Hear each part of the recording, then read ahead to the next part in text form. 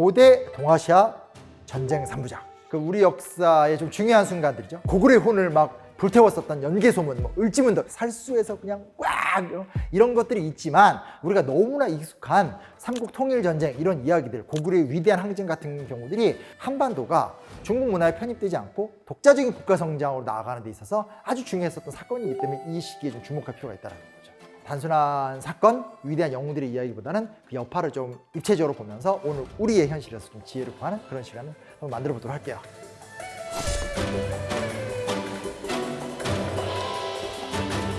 자, 우리가 지금 다루는 시기는 기원 후 5, 600년경 사이의 이야기들이에요. 그때 무슨 일이 벌어졌는가를 설명해 드리도록 할게요.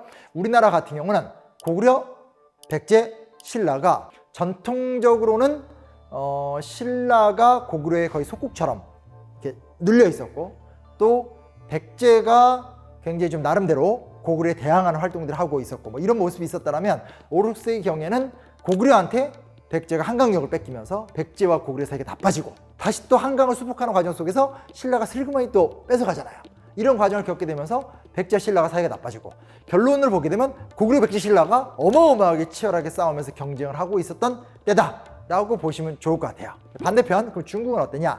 중국은 수나라가 등장하기 이전을 우리가 남북조 시대라고 그래요. 그러니까 중국이 한이라는 나라로 존재하다가 한나라 말기 때 유비, 조조, 손건 등이 나왔죠. 이때 삼국지를 안 읽으면 을의 유비가 통일했겠거니 라고 생각하지만 그 누구도 통일하지 못한 상태에서 5호 16국이라고 북방의 민족들이 막 내려와서 중국만 엉망이 돼요. 그 상태에서 크게 두 개로 정리가 돼서 북쪽에 큰 중국 제국 하나가 나오고 남쪽에 큰 중국 제국 하나가 등장하니까 남북조란 말을 쓰게 되는 거예요. 자, 그러니 이 시기 때 고구려는 남북조를 잘 견제하면서 고구려라는 나라를 잘 유지할 필요가 있어요. 또 반대편에선 한반도 남부 문제를 또 관리해야 되는 문제가 있어요. 여기까지 이해가 되시죠? 근데 문제 뭐냐?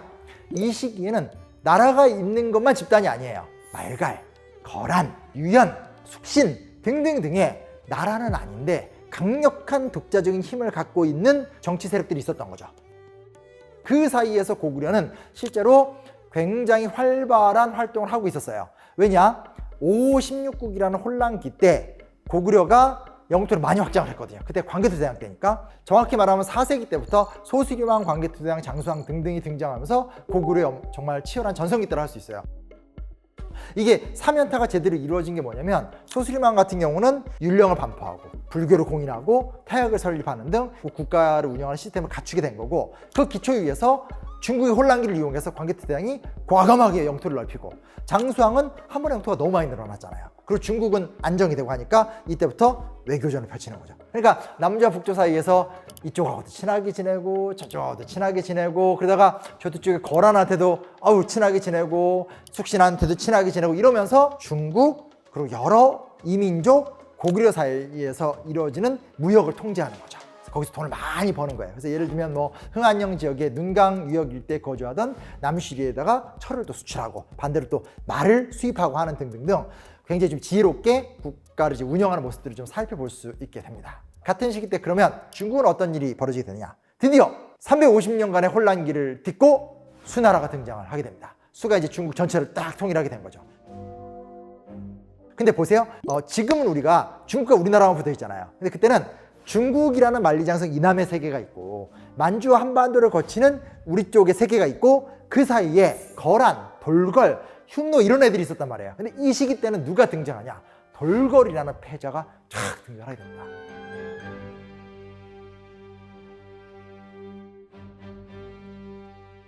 일단 어마어마한 기마, 수를 비롯해서 강력한 전투 능력을 갖고 있기 때문에 돌걸하고 수나라 둘이 대립을 계속 하고 있으면 그걸 잘 이용해서 고구려는 계속 번성을 하면 되는 거잖아요. 그렇죠? 근데 여기서 문제가 있어요.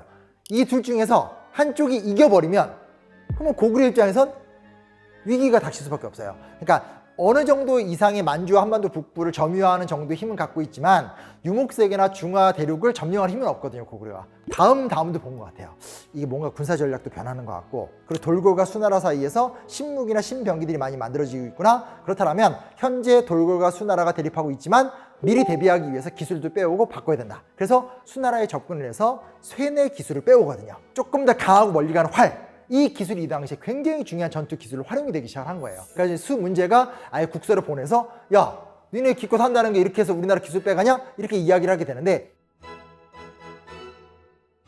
그 이후에 급속도로 퍼져나가요. 그래서 나중에 가면 되게 재밌는 게 막 다른 기록들 보면 어우 신라가 세뇌를 잘 다뤄 이런 기록들도 막 있어요. 그러니까 한반도로 기술이 막 오는 거예요.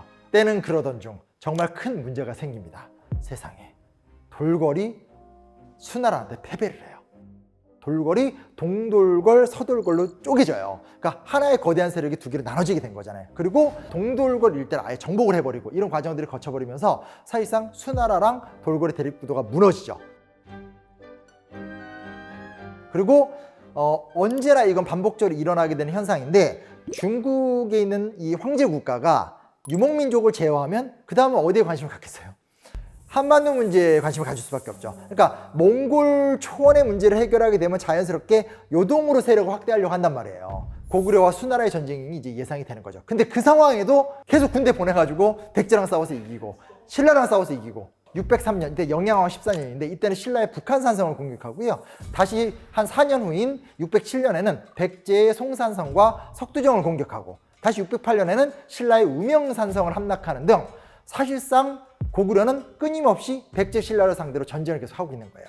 근데 이걸 두고도 굉장히 좋게 보는 분들은 봐라, 싸웠고 또 이기지 않았냐, 또 이기지 않았냐. 이기는 거 맞는데 그렇다고 해서 백제나 신라가 멸망한 게 아니잖아요.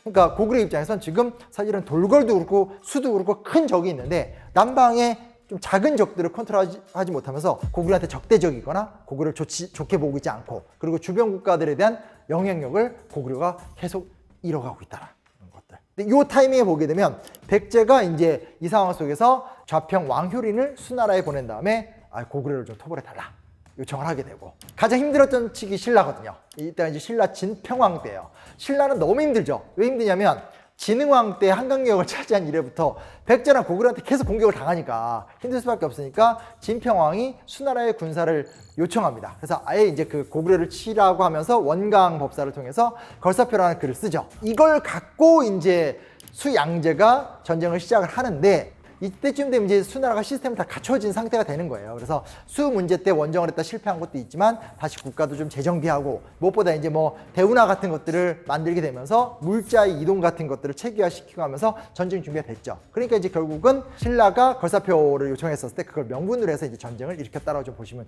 좋을 것 같아요.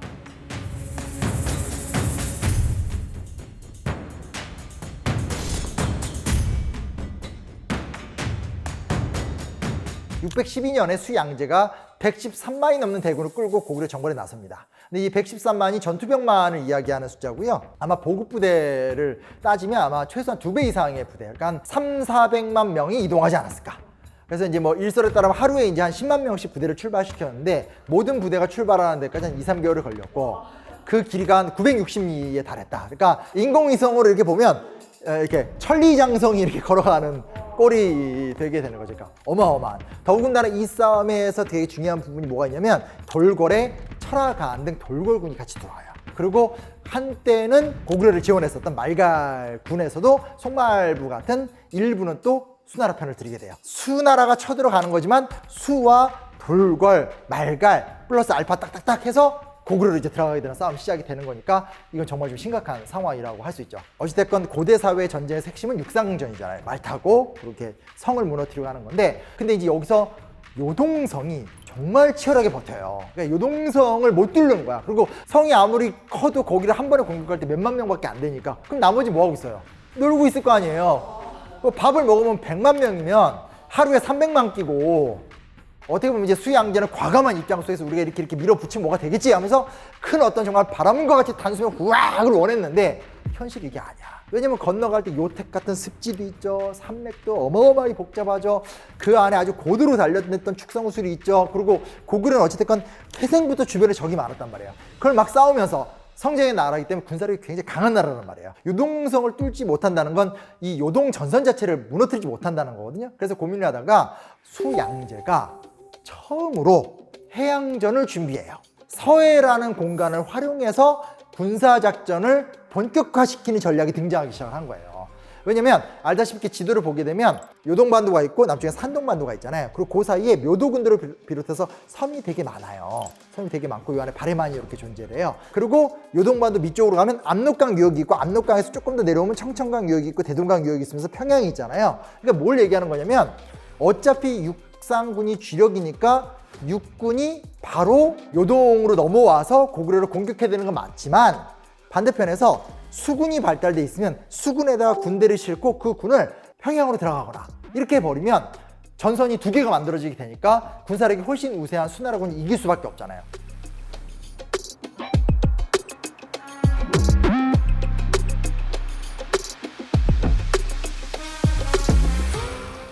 이때 이제 내호화가 이끄는 부대가 바로 서해를 가로질러서 이제 평양 일대로 상륙을 하게 되는 거죠. 근데 여기서 이제 내호화가 결정적인 실수를 범해요. 원래 전략은 우문술 부대하고 같이 만나서 공격하는 게 전략이었었고요. 그리고 사실은 지금도 그렇지만 해군은 육군과 보조를 맞추면서 결국은 육지를 점령해야 되잖아요. 근데 이제 내호화가 자신감이 붙은 거야. 야, 이거 새로 만든 전략인데 기가 막혀. 딱 와보니까 야, 이거 내가 밀고 들어가면 게임 끝나. 고구려의 수도야. 내호화가 약속을 어기고 우문술 부대가 오기 전에 먼저 평양성 쪽을 포위한 거예요. 근데 그때 이제 누군지에 대한 논란은 좀 있지만 통상 우리가 영양왕의 동생인 영류왕, 그 당시 고건무죠. 이 고건무 장군이 유인전을 펼쳤다고 추정을 해요. 그래서 이 고건무가 평양 일대에서 내호화의 군대를 유인을 하고 결국 그 유인전에서 격퇴를 하면서 사실상 이제 내호화가 이끌던 수군을 무너뜨린 거죠.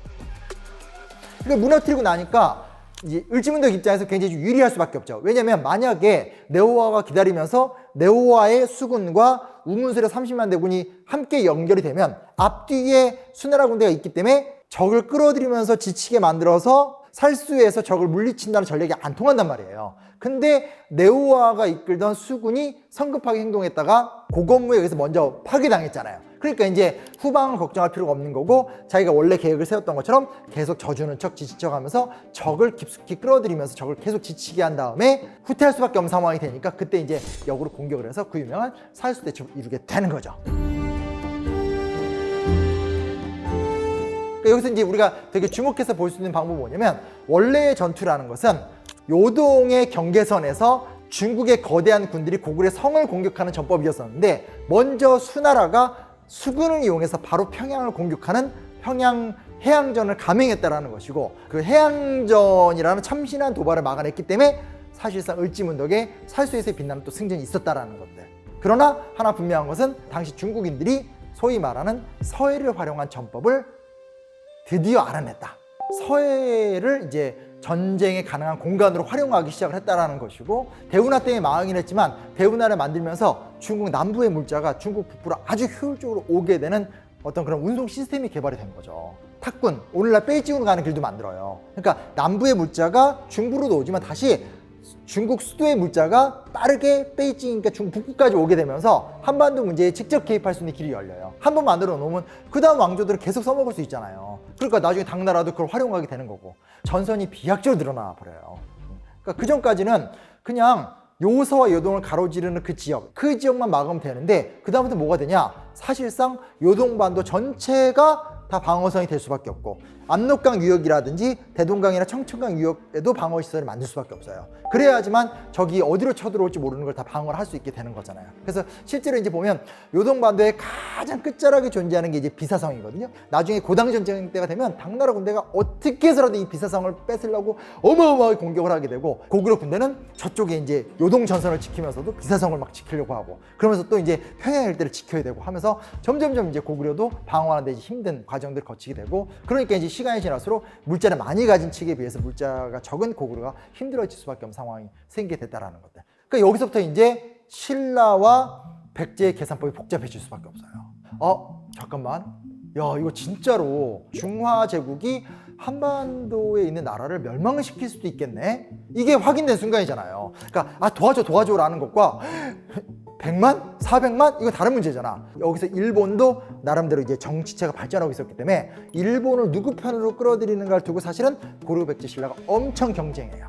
그러니까 여기서부터 이제 누가 중국을 본인이 원하는 대로 조절할 수 있느냐, 누가 중국의 침략에도 견뎌낼 수 있느냐.